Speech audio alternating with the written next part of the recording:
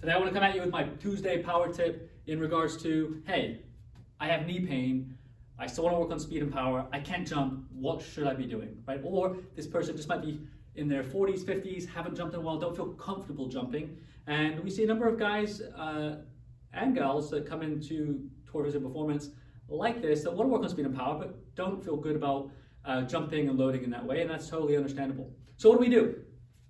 A couple things. One of the first things we'll look to do is just build general strength, flexibility in the areas that might help you support jumping and good landing mechanics. That usually the ankles and the hips and the knees to a degree as well.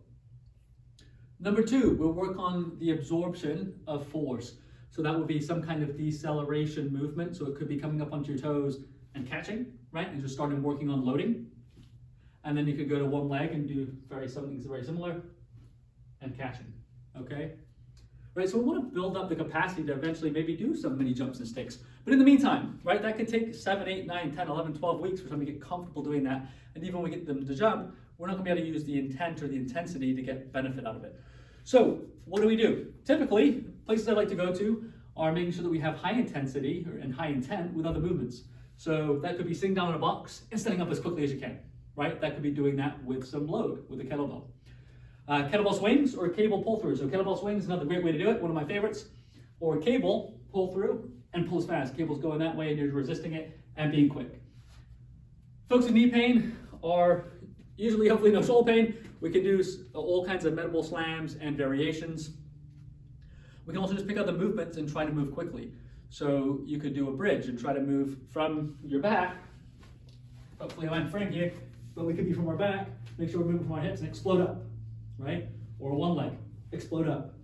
Generally very healthy and safe on the knees, and as long as we're moving through the hip and not driving through the back, we're gonna get some speed and work on that, and obviously can add some load over the hips as well.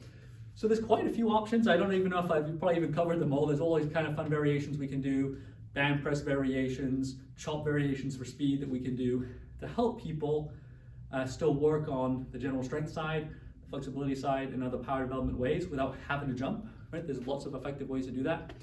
And we can often always do swing speed work and super speed sticks and driver fast and all that jazz. So if you have knee pain, maybe we don't have you jump, maybe work on some of those things to help you absorb force better. And then we've got all kinds of power drills and tips to help you. You'll probably find some in previous videos. You'll definitely find some in future videos. And if you feel like you've been struggling with knee pain and you want some tips or some other things, don't hesitate, give us a buzz, comment below, we'll be happy to help.